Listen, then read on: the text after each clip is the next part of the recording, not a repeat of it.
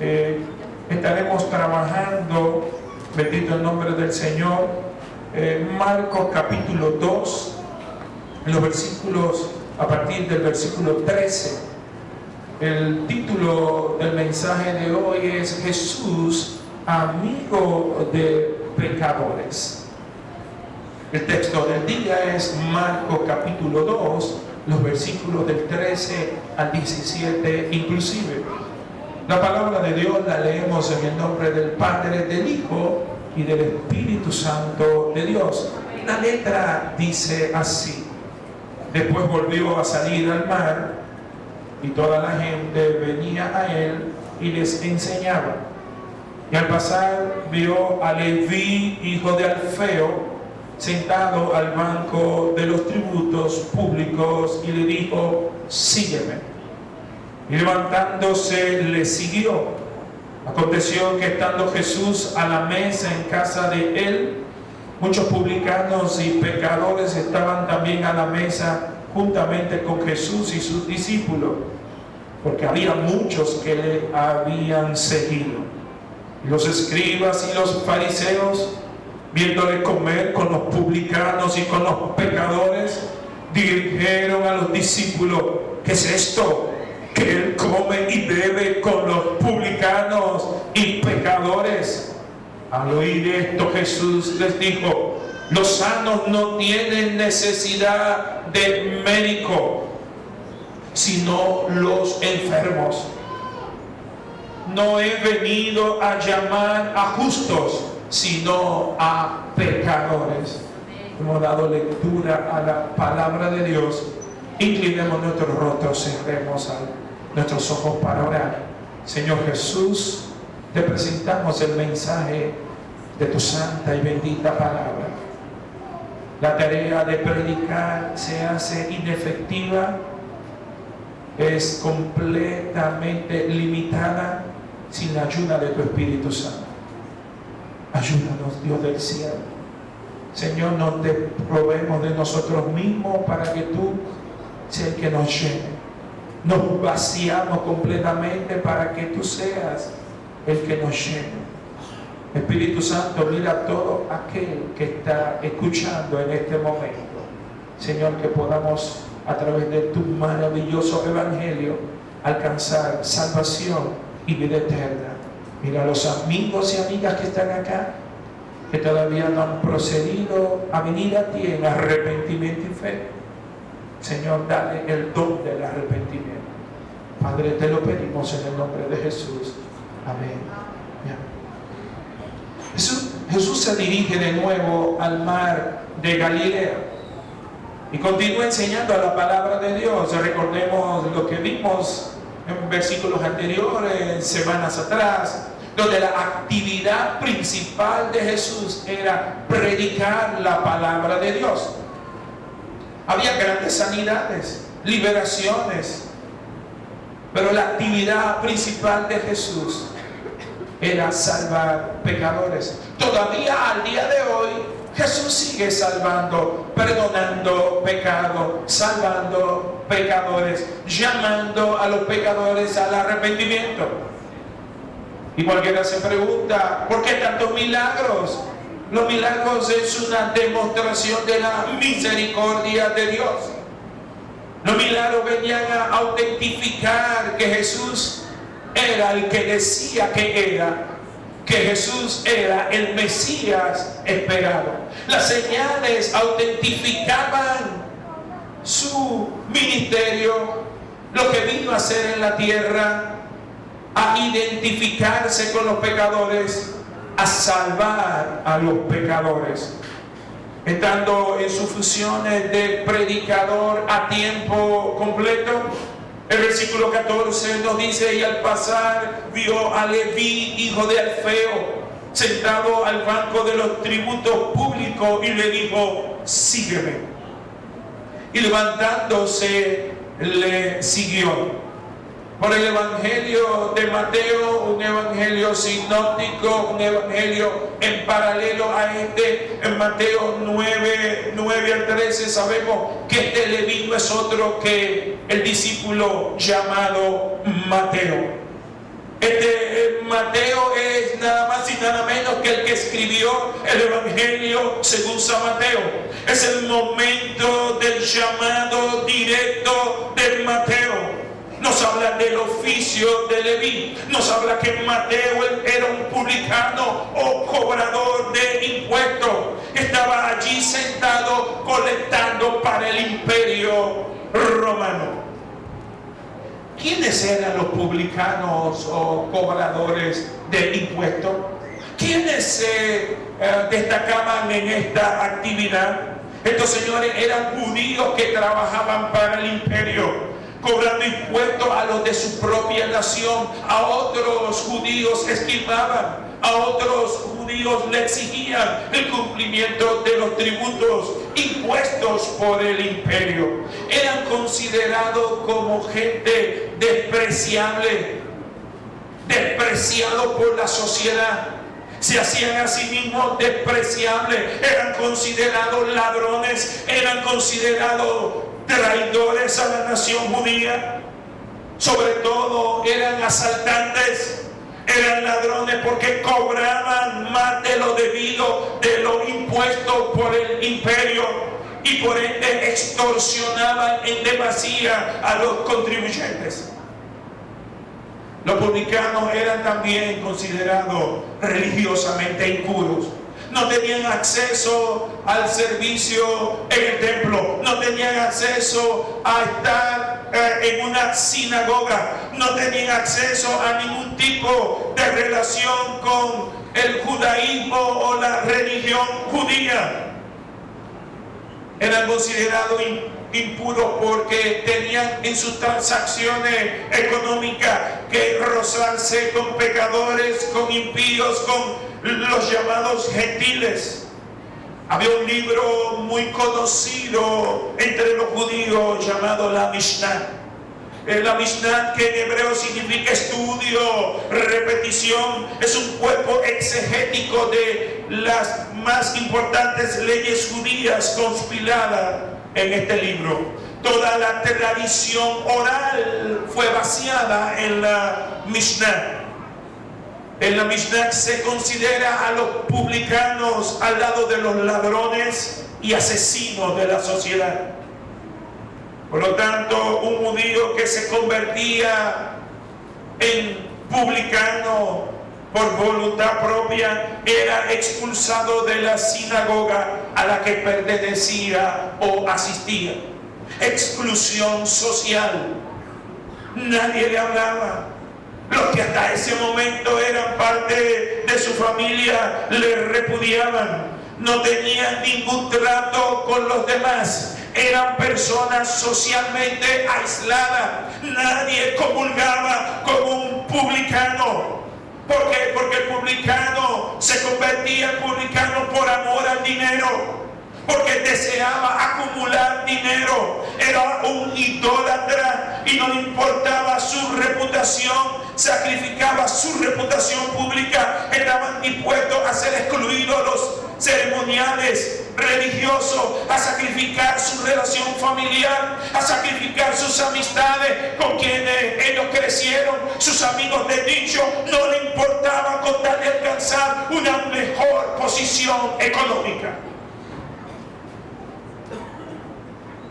No participar de los ceremoniales significaba que el que se convertía, un judío convertido a publicano, a un colector de impuestos para el imperio, no tenía ningún tipo de relación formal, y su vida espiritual comenzaba a menguar drásticamente.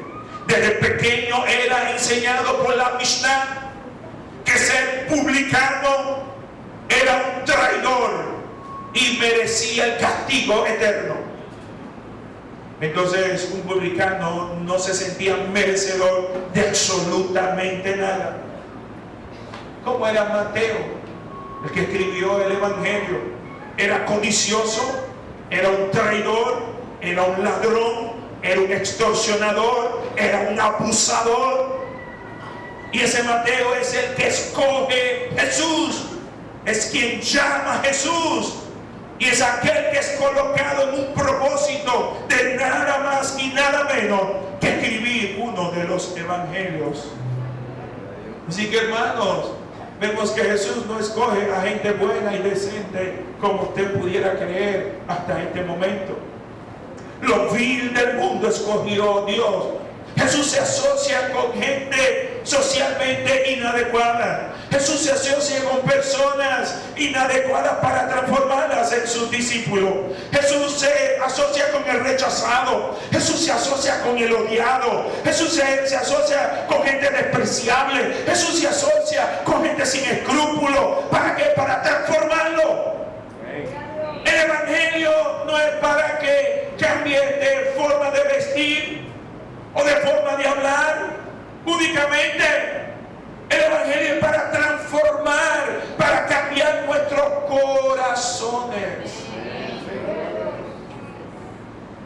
Jesús le dice en 2:14, sígueme. Y el sígueme es un imperativo en tiempo presente. O sea que el llamado que le hizo Mateo no fue que viniera a estar con él por un rato. Tampoco era, ven conmigo a comernos unas donas. O ven conmigo a tomarnos un cafecito que tengo una palabrita. Sígueme, es un llamado directo que Dios hace a hombres y mujeres. Sígueme, es el llamado que Él te está haciendo, amigo y amiga, que nos visita. Tú estás aquí en esta iglesia, te estás escuchando este mensaje, porque Dios quiere decirte, yo te estoy llamando. En otras palabras, Mateo, a partir de ahora, quiero que sea mi discípulo a tiempo completo. Quiero que trabaje para mí. Es el llamado, sígueme. Quiero que dejes tu codicia, Mateo. Quiero que a partir de ahora dejes todos tus ídolos, incluyendo el dinero. Deje todo lo que ha sido tu confianza hasta ahora. Quiero que me sigas a mí únicamente. Eso incluye el llamado de sígueme. Mateo, a partir de hoy solo yo, Cristo, que quiero ser el objeto completo de tu confianza. Solo yo quiero ser tu completa satisfacción. En otras palabras, Jesús estaba llamando a Mateo a venir a Él en arrepentimiento y fe. Semanas atrás vimos el mismo llamado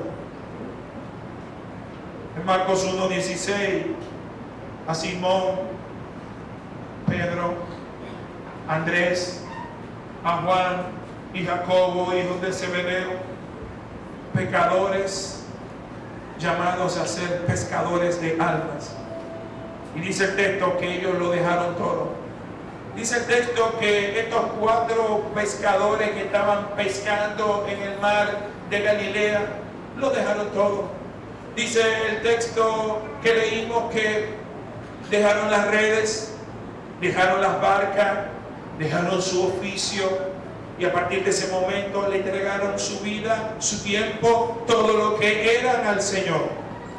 Vemos que el llamado que se le hace a Mateo no es menor a este, todo lo contrario, fue un mayor llamado, fue más decisivo.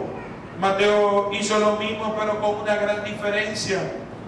Si un publicano dejaba su oficio, jamás podría volver a ser publicano. Jamás podía volver a colectar. Era excluido de los demás publicanos. Aquel que deja de pescar como pescador tiene siempre su oficio. Siempre puede tener un anzuelo en el bolsillo. ¿Cuántos me están siguiendo? Puede tirar su hilo de nylon allá en el malecón si la cosa se aprieta. ¿Sí o no? Bueno, en lo que Jesús se decide, déjame tirar este hilito de nylon. Pero Mateo no tenía opción. Mateo tuvo que sacrificarlo todo. Ese es el tipo de llamado que Jesús hace a quien Él llama. ¿Sabe algo? El tipo de llamado que Jesús hace es un llamado para dejarlo todo. Y eso es lo que la Biblia considera conversión. Conversión tiene que ver con un cambio radical de nuestra perspectiva de vida. Conversión tiene que ver con un cambio radical en nuestro corazón. Conversión tiene que ver con dejar nuestras preferencias y seguir las preferencias de Jesús. La prioridad, nuestras prioridades y seguir las prioridades de Jesús. En otras palabras, Mateo, por seguir a Cristo, tuvo que dejar la idolatría por el dinero. Por primera vez en su vida, Mateo dijo, vale la pena dejar todo lo que soy. Por primera vez para Mateo se le presentó algo mucho más importante que la acumulación de riqueza, algo mucho más importante que su cuenta bancaria, algo mucho más importante que todo el oropel, los muebles que había comprado, la casa amplia que había comprado, todo lo que había acumulado, de lo que era su satisfacción hasta ese momento. Y todo eso lo tuvo al menos por algo mucho mayor, que era haber encontrado al Dios del cielo en la persona de Jesús. Y recibió su llamado, sígueme. Y este llamado es sígueme, pero debería leerse sígueme a mí, porque el que está llamando es Jesús. Es obvio que Mateo había escuchado algo de Jesús anteriormente, pero era el momento de su llamado. Hoy es el momento de tu llamado. Hoy Dios te está tratando con tu alma. Hoy Dios está retumbando, tocando las puertas de tu corazón. La conversión no tiene nada que ver con asistir a una iglesia, ni pertenecer a una iglesia. No es una inscripción a un club social. Es un cambio de corazón. Es un cambio de preferencia. Ahora amas más tiempo con Dios. Ahora amas más los de Dios cuando estás convertido. Amas venir a la iglesia. Amas orar. Amas hacer acto de piedad. Y comienzas a aborrecer lo que antes amaba. Antes te reías de los pecados y compartías con los pecados de tus amigos, de tus vecinos, de gente que te alegraban la vida. Pero hoy ya no quieres eso. ¿Por qué? Porque con la conversión hay un cambio de preferencias en nuestro corazón. ¿Alguien puede entender esto? La perspectiva de vida ahora de Mateo cambió totalmente. Y cambió por algo tan sencillo como esto, que para nada es sencillo. Él pudo apreciar la gloria de Cristo. La gloria de Cristo le envolvió. La gloria de Cristo le cautivó. Cuando tú te encuentras con la gloria de Cristo, aleluya, no hay nada más importante. Tu noviecito no es lo más importante. Tu noviecita no es lo más importante. Ni siquiera tu familia es lo más importante. Tu profesión tampoco deja de ser, comienza a dejar de ser lo más importante. Porque la gloria de Cristo, vivir para la gloria de Él, envuelve toda tu vida, consume tu existencia.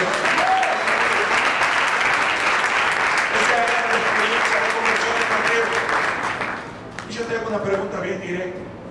A ti. Yo te hago una pregunta bien directa. ¿Ha pasado por esa experiencia de conversión? Vuelvo a hacerte la pregunta porque puede que no la hayas entendido. Esta conversión, esta calidad de conversión, esta calidad de llamado, ¿ha pasado por esa experiencia? ¿O hasta ahora lo que tienes es una caricatura de evangélico? ¿Acaso hasta ahora lo que tienes es un ropaje de evangélico? ¿Acaso hasta ahora lo que pareces lo que no es? ¿En verdad te puedes identificar con ese tipo de llamado? De dejarlo todo por Jesús, de tener a Jesús en primer lugar. Si tienes que colocar tus prioridades en una lista del 1 al 3, ¿dónde colocas a Jesús? Jesús va a demandar el número 1 y va a hacer que tú tengas que entenderlo, por la vía que tengas que entenderlo, porque Él no demanda un 50% de nosotros, ni siquiera un 75%, ni siquiera un 90%, ni siquiera un 99%. Jesús demanda un 100% de nosotros. La Biblia no reconoce dos tipos de discípulos. Es decir, en la Biblia no se separa con dos tipos de discípulos. La Biblia no te dice, bueno, hay un tipo de discípulo que sigue a Jesús dejándolo todo, Y hay otro tipo de discípulo que sigue a Jesús a medias. No, no, no. No te llames engaño. No te confundas. La Biblia solo reconoce un tipo de discípulo. El que cambia de preferencia, el que tiene a Cristo como número uno, por encima de todo. Pastor, pero por encima de mi hijo, sí, por encima de tu hijo. Por encima de mi mujer, sí, por encima de tu mujer. Por encima de mi esposo amado, que lo cuido, que lo adoro, sí, por encima de él. Hay una sola clase de discípulos. Lucas 14:13 lo especifica de manera clara y contundente. Así pues, cualquiera de vosotros que no renuncia a todo lo que posee, no puede ser mi discípulo. La renuncia a todo lo que posee, vamos a explicarla. Jesús no dice que tú tengas que renunciar a tu esposo o a tu esposa. Jesús no dice que tengas que renunciar a tu profesión. Jesús no dice que mañana, lunes, presente tu carta de trabajo, tu carta de renuncia en tu trabajo. No, no, no, no. Jesús dice que en tu corazón tú renuncias a eso. ¿Alguien está entendiendo? Amén. Es decir, cuando tú llegas a Jesús, que tiene una verdadera conversión, tú haces una renuncia a tu buena reputación. Tú haces una renuncia a tu fama. Tú haces una renuncia a tus sueños, aunque continúes con ellos. Y le dices, Señor, todo lo tengo al menos para alcanzar tu gloria. Porque lo que más anhelo es que tú seas glorificado en mi vida. No que yo sea exaltado, sino que tú seas el gran exaltado en mi vida. ¿Alguien canta eso? Renunciar a todo es renunciarlo en nuestro corazón. Ya no tiene el primer lugar, ya no tiene la primacía. Cuando una persona es convertida, deja de ver sus posesiones económicas como suyas. Cuando alguien es convertido, él mismo se ve como una posesión de Cristo. ¿Está captando eso? Cuando alguien es convertido, se considera a partir de su conversión una posesión de Jesús. Por eso el que está verdaderamente convertido, no hay que presionarlo para que ofrenda. No hay que presionarlo para que diezme.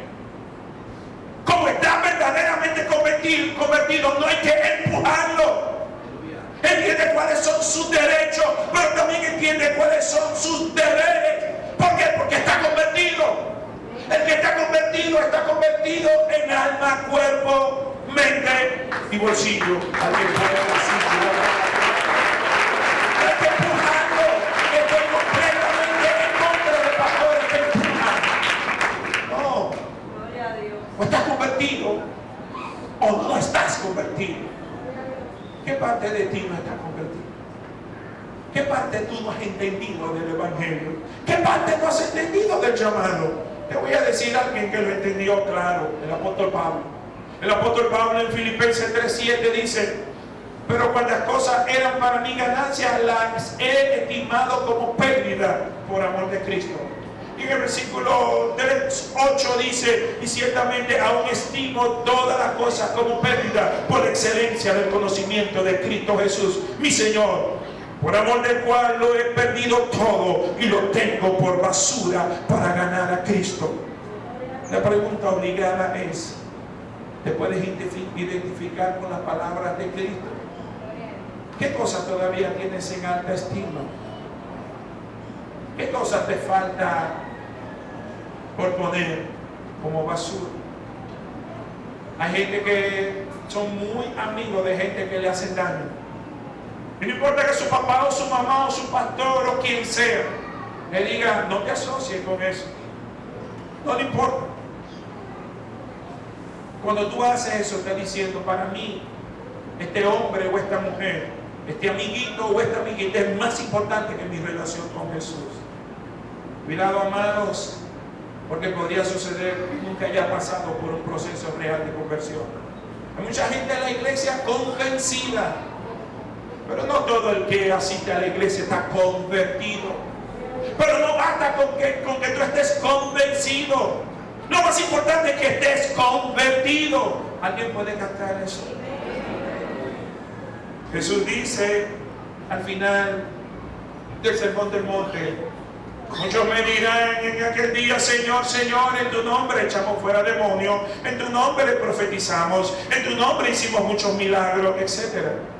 Entonces declararé: apartaos de mí, hacedores de maldad, nunca los conocí. En otras palabras, ustedes nunca fueron míos. Wow. Si tú vives una vida para ti y no una vida para Jesús, tú no eres de Jesús. Tú viviste para tu gloria. ¿Alguien puede cantar eso? Es importante que entendamos que el verdadero creyente no vive una vida sin problemas o vive una vida perfecta. Lo que sabe es identificarse con Jesús en cada aspecto de su vida. Lo que sabe es que todos sus pensamientos tienen que estar enfocados en darle gloria a Dios.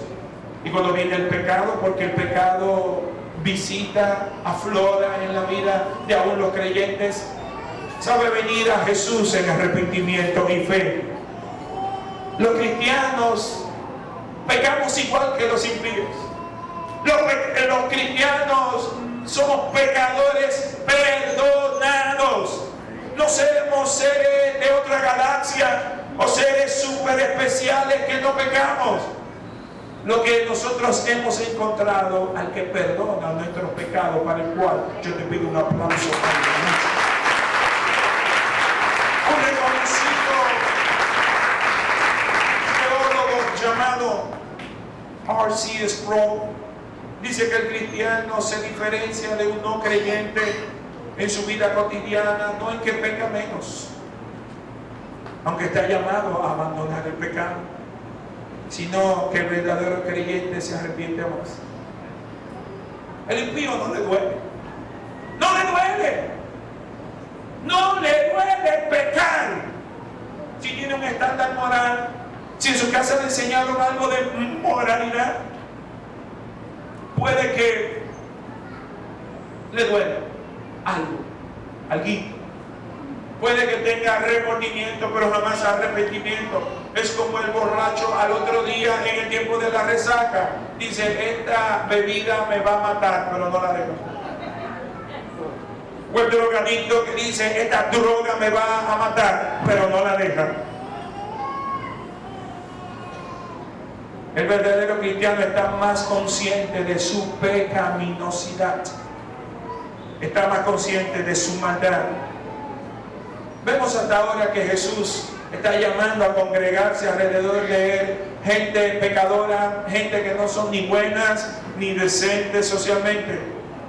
Y abordamos al segundo versículo, Marcos capítulo 2, versículo 15, que dice: y aconteció que estando Jesús a la mesa en casa de él, él es Mateo, muchos publicanos y pecadores estaban también a la mesa juntamente con Jesús y sus discípulos, porque había muchos que le habían seguido. Quiero decirte esto: si el publicano Mateo no tenía amigos religiosos, los judíos no le hablaban, si iba al club nadie le prestaba nada, no tenía acceso a la piscina, no tenía acceso a nada, solamente tenía dinero, pero socialmente no valía nada. ¿Cuál ustedes creen que eran sus amigos? Los demás publicanos, los demás pecadores, impíos. Y él, lleno de gozo porque había encontrado a Jesús, invita a lo que son sus amigos, lo que son sus compañeros. ¿Y a quién de ustedes creen que invita a Mateo? A publicanos, recolectores de impuestos y a pecadores. Y tenía una casa muy bonita en Arroyo Hondo de Palestina. Era muy abundante porque el tipo había acumulado un dinerito. Y la casa era grande y metió allá a muchos amigos publicanos y pecadores. Estando allá, Jesús comete algo, hace algo que es motivo de crítica. Entra a comer con ellos. Y Jesús no fue a escondida. No Jesús sí fue públicamente, se sentó con ellos, le dio la bienvenida a aquellos que llegaron después de él, se les sonrió. ¿Saben lo que es sonreírle a un pecador? Pecadores que eran gente con una conducta pública cuestionable, pecadores que no seguían las instrucciones religiosas de la época, pecadores que conscientemente pecaban contra Dios y contra el cielo. Jesús se relaciona con ese tipo de personas. Jesús se acerca a ese tipo de personas. Jesús no se acerca a gente adecuada de su tiempo. Jesús se acerca a gente necesitada. Dice el versículo 2:16, y los escribas y los fariseos, es decir, los religiosos de la época, viéndole comer con los publicanos y con los pecadores, dijeron a los discípulos: ¿qué es esto? Que este Jesús come y bebe con los publicanos y pecadores. Por favor, no vayan a pensar que ellos estaban haciendo una pregunta así como inocentosa, una pregunta que no sabían la respuesta. Este no es un tipo de pregunta sin respuesta, es una pregunta clara que ellos sabían la respuesta. Es como una pregunta que hacen nuestras mujeres a nosotros, como cuando nuestras mujeres nos dicen: ¿y de verdad tú crees que es por ahí que tú tienes que tomar? Es decir, saben la respuesta, saben que ellos no se juntaban con pecadores. Y es interesante que la expresión publicanos y pecadores se repite 3 veces en un texto de 4 versículos. Marcos machaca la idea de publicanos y pecadores. Es como para que no nos quepa la menor duda que Jesús se juntaba con lo peor de la sociedad, con los rechazados. ¿Y quién eran estos escribas y fariseos? Los escribas eran los intérpretes de la ley, los escribas eran los teólogos de la época, y los fariseos eran, ¿saben lo que significa la palabra fariseo? Separatista. Era gente que habían alcanzado estima social, renombre social, porque se habían separado de los gentiles. Un fariseo no le hablaba, no comulgaba con gentiles, no se asociaba con gentiles, nunca le hablaba a alguien que no fuera religioso, a alguien que ellos no consideraban puro, se separaban de todo impuro.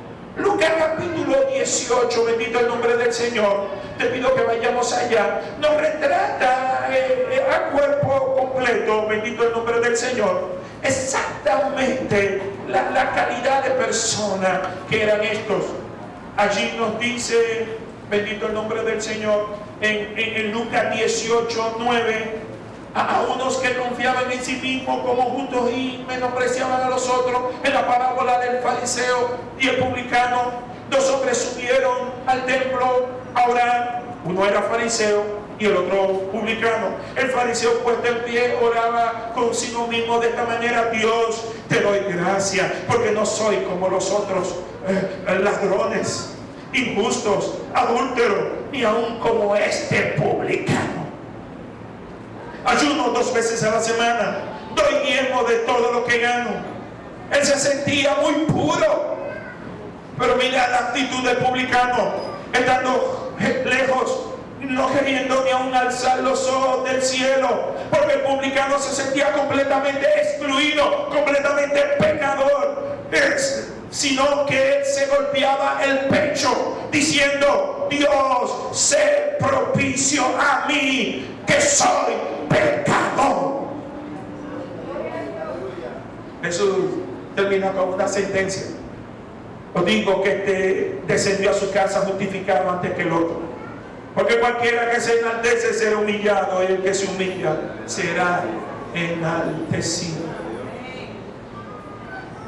En conclusión, es obvio que los fariseos y los escribas eran gente que se sentían superior a los demás, que se sentían que tenían agarrado o garantizado el cielo, y para nada tenían que ver con la compañía de gente que religiosamente ellos consideraban menos que ellos. Y vamos al versículo 2:17, que es el versículo clave de todo el texto. Al oír esto, Jesús le dijo, al oír la crítica de los escribas y fariseos, les dijo: los sanos no tienen necesidad de médicos, sino los enfermos. No he venido a llamar a justos, sino a pecadores. Wow. Me encanta esta expresión de Jesús, porque tiene muchas lecturas.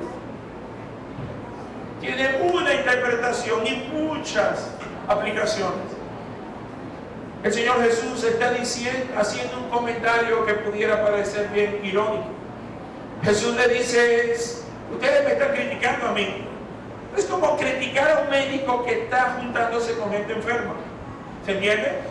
Usted podría en su sano juicio decirle a un médico: oye médico, no te juntes con enfermo.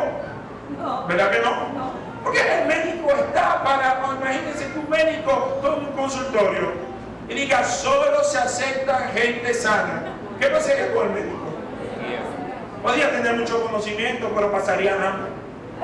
Porque el médico vino a tratar, se preparó para tratar gente enferma. Jesús vino al mundo a tratar con gente enferma, espiritualmente enferma, gente con un corazón enfermo, gente que tiene una mente enferma, gente que tiene una alma enferma. El problema de los religiosos es que no se daban cuenta que ellos también eran enfermos. El problema de los religiosos es que ellos no entendían que la declaración de Jesús no era separando la sociedad entre gente sana y gente enferma. No. Para Jesús toda la sociedad estaba enferma. ¿Alguien puede cantar eso? Amén. Por eso, para ser salvo, ¿sabe lo que se necesita? Para ser salvo se necesita que usted se considere necesitado de salvación. Para ser salvo, usted tiene que ver la necesidad de ser salvo. Bendito el nombre del Señor.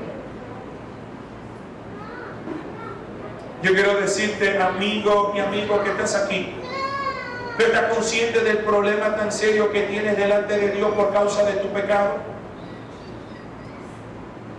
Un día un intérprete de la ley le preguntó a Jesús: ¿cuál es el pecado más grande que alguien puede cometer? Y Jesús le dijo: el pecado más grande que se puede cometer es no amar a Dios con toda tu alma, con toda tu mente, con todas tus fuerzas, con todo tu corazón. Y el segundo mandamiento más importante es: ama a tu prójimo como a ti mismo. Yo te pregunto algo: ¿quién puede hacer eso? ¿Quién puede amar a Dios con toda su alma, con toda su mente, con todo su corazón? ¿Quién puede amar al prójimo como a sí mismo? Oye bien, yo no sé qué clase de cristiano evangélico tú te crees al día de hoy, pero nadie puede hacer eso. Tú sí te puedes amar a ti mismo con toda tu alma, con toda tu mente, con todo tu corazón. Nadie puede cumplir con eso. Solo Cristo en nosotros. Porque eso no es natural. Eso es sobrenatural. ¿Puede cantar eso?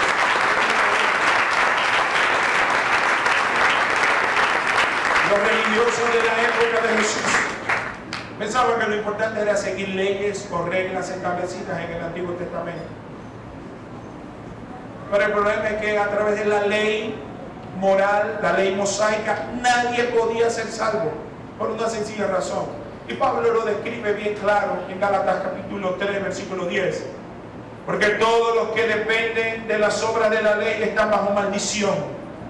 Pues escrito está: maldito todo aquel que no permaneciere en todas las cosas escritas en el libro de la ley para hacerlas. En otras palabras, si quieres salvarte guardando los mandamientos, hay gente que dice lo más importante son los 10 mandamientos. Si quieres salvarte guardando los mandamientos, tienes un gran problema. Porque las escrituras dicen que es maldito el que no cumple al menos uno. ¿Puedes cantar eso? En Santiago capítulo 2, versículo 10 nos dice: porque cualquiera que guardare toda la ley, pero ofendiere en un punto, se hace culpable de todos. Es como una cadena de muchos eslabones pequeños. Y se pudiera zafar un eslabón de estos pequeños, es como si se dañara toda la cadena. Hay mucha gente que divide en una verja perimetral. Humanamente dicen: tú necesitas salvación, tú necesitas a Cristo, y su respuesta es: no, Yo no he matado, no he robado. ¿Por qué yo tengo que ir a la iglesia? ¿Por qué me tengo que convertir? Se sienten humanamente gente buena. Son gente que ayudan a los demás, hacen una taza de café, hacen buenas obras y se sienten moralmente buenas. Sin embargo, el diagnóstico de los hombres no es el diagnóstico de Jesús. La perspectiva del hombre no es la perspectiva de Jesús. Para Jesús todos somos enfermos, todos somos pecadores, todos necesitamos salvación. Y sabe algo, tú no eres la excepción a la regla. Yo te pregunto, si tú eres de las personas que están dividiendo la sociedad entre gente buena y gente mala, estás equivocado. Pero ¿de qué lado de la verja tú te encuentras? Yo no sé tú, pero yo me encuentro del lado de los pecadores. Y reconozco mi pecado. Y reconozco que solo Jesús puede darme salvación y vida eterna. Por eso he venido a Cristo en arrepentimiento y fe. Jesús quiso salvar a los fariseos de su propia religiosidad. Les quiso saber que ellos también estaban tan enfermos como los publicanos. La misión de Cristo era asociarse con pecadores. Pero es importante porque no se vayan a confundir. Jesús se junta con pecadores, pero no para dejarlo igual. Jesús se junta con pecadores para que sean transformados y transicionen de una vida de pecado a una vida de santidad. ¿Cuántos están entendiendo?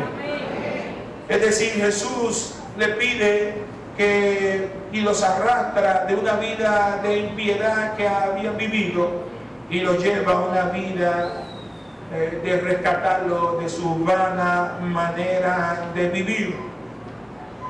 Usted se imagina que era algo de lo que los religiosos, escribas y fariseos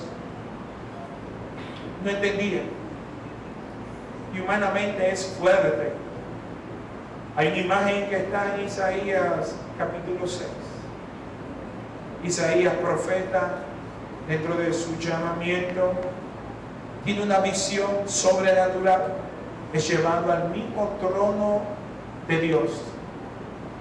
Le fue imposible, debido a su condición pecadora, poder ver a Jesús, poder ver a Dios. La Biblia de hecho dice que nadie puede ver a Dios y seguir viviendo. Por eso nosotros, para ir al cielo, necesitamos cuerpos glorificados. Dice Isaías en su visión que vio querubines, serafines, seres celestiales, seres que tenían 6 alas, 2 que le cubrían el cuerpo, las otras le cubrían otras partes del cuerpo, los ojos, y había un coro de ángeles que repetían incesantemente: Santo, Santo, Santo es el Señor. Esa misma visión la vio el autor del libro de Apocalipsis en la isla de Patmos. Lo que no podían entender los religiosos es que ese Dios tan separado del pecado, tan santo, pudiera entrar a hablar con pecadores comunes. Ellos jamás podían entender en su mente finita que no solamente hablara con pecadores, sino que comiera con pecadores. Muchos de nosotros hacemos un flaco servicio cuando creemos que por ser cristianos evangélicos estamos por encima de los demás. Es muy fácil caer en una religiosidad estando en una iglesia evangélica. Muchos de nosotros critican a los hermanos RT porque entienden que su religiosidad está basada en vestir de una manera, en peinarse o dejarse de peinar de una manera, en ir o no ir al salón, en derrizarse o no derrizarse, en ponerse arete o no ponerse arete. Sin embargo, es fácil caer en religiosidad. Es fácil caer en religiosidad cuando te sientes superiores a los demás. Es fácil caer en fariseísmo moderno cuando no solamente te sientes superior a los que están afuera, sino cuando comienzas con el índice acusador, acusar no solamente a los pecadores que están afuera, sino también acusar a los pecadores que están al lado tuyo. Amén. Y en esos diálogos internos que hablamos la semana pasada, muchos de nosotros caemos en religiosidad, en fariseísmo, cuando comenzamos a juzgar la conducta de los otros hermanos de la iglesia, cuando comenzamos a sentirnos por encima de ellos, no sabiendo que cuando tú señalas con un dedo hay 4 que te están señalando a ti, no sabiendo que tú también eres pecador, no sabiendo que a ti también el Señor te extendió misericordia. Cada vez que pienses en criticar a alguien, piensa de dónde Dios te sacó. Piensa cómo Dios te hizo encontrarte con Él, cómo Jesús te salió al encuentro. Mis hermanos, todos somos pecadores salvados por gracia, que debemos de dar por gracia lo que por gracia hemos recibido. Allá afuera hay un montón de gente. Hay un montón de gente que necesita a Jesús. Pero ¿sabe algo? Lo peor es que ellos no lo saben. La gente que está allá afuera no saben que están enfermos. Ellos comen, beben, bailan, se levantan, se acuestan. Algunos tienen dinero, otros no tienen dinero. Algunos viven una vida muy cómoda y relajada, otros viven una vida muy afanosa. Y no importando al grupo económico, social a que se pertenecen, ellos no saben que están enfermos espiritualmente. Ellos tienen que saber que Jesús no vino a buscar a sano, sino enfermo. Pero en ese grupo estamos todos. No hay uno que sea sano, no hay uno que sea bueno, no hay uno que sea correcto. Todos estamos enfermos. Estamos viviendo en un mundo caído por el pecado. Todos necesitamos resolver nuestras cuentas con Jesús. Mientras es hoy, no endurezcáis vuestros corazones. Oh Señor, permite que nosotros seamos imitadores de Jesús, de tal manera que podamos decirle a otros que nosotros también somos pecadores. La diferencia es que somos pecadores perdonados. Que podamos mostrar al mundo frutos de arrepentimiento, frutos de misericordia, frutos de fe renovada por el poder de aquel que nos llamó de las tinieblas a su luz admirable y preciosa. Pongámonos sobre nuestros pies. Yo quiero que en este momento tú cierres los ojos. Por favor, y así teniendo los ojos cerrados, yo quiero hablarle a los amigos y amigas que nos están escuchando. Yo quiero hablarte a ti, amigo que estás acá, amiga. No importa si tienes poco tiempo viniendo a la iglesia o si tienes mucho tiempo viniendo aquí. Yo quiero hablar a tu corazón. Jesús quiere asociarse contigo, pero no para dejarte como tú estás. Jesús quiere asociarse contigo para transformarte. En este momento Jesús está tocando la puerta de tu corazón, amigo, amiga que estás aquí. Y te está llamando. Él te dice, sígueme a mí. Si eres evangélico con mucho tiempo, pero todavía no has tenido, porque eres un hijo de cristianos, pero tú no eres cristiano. Eres una hija de cristianos, pero tú no eres cristiana. También este llamado es para ti. Ven a Jesús en arrepentimiento y fe. Si hubiera alguien aquí que ha entendido este mensaje y que todavía es un amigo o una amiga, la oferta del cielo está abierta para ti. Yo te pido que tú levantes tu mano en señal de que quieres entregar tu vida a Jesús. ¿Habría alguien aquí que hoy quiere entregar su vida a Jesús? ¿Habría un hombre o una mujer? ¿Habría una pareja que hoy quiere entregar su vida a Jesús? Solo tienes que levantar tu mano en señal de decir, yo quiero, pastor. Yo quiero entregar mi vida a Jesús. El Señor Señor tenga misericordia de todos y cada uno de nosotros. Aún después de terminar el servicio, estamos aquí para orar por aquellos que se sienten no sanos, sino enfermos. Si tú te sientes enfermo espiritualmente, aunque estés sano por fuera, tú necesitas un Salvador y su nombre es Jesús. Oremos. Señor Jesús, gracias por la palabra que ha sido compartida en esta mañana. Mira tanta gente con necesidad que no lo sabe.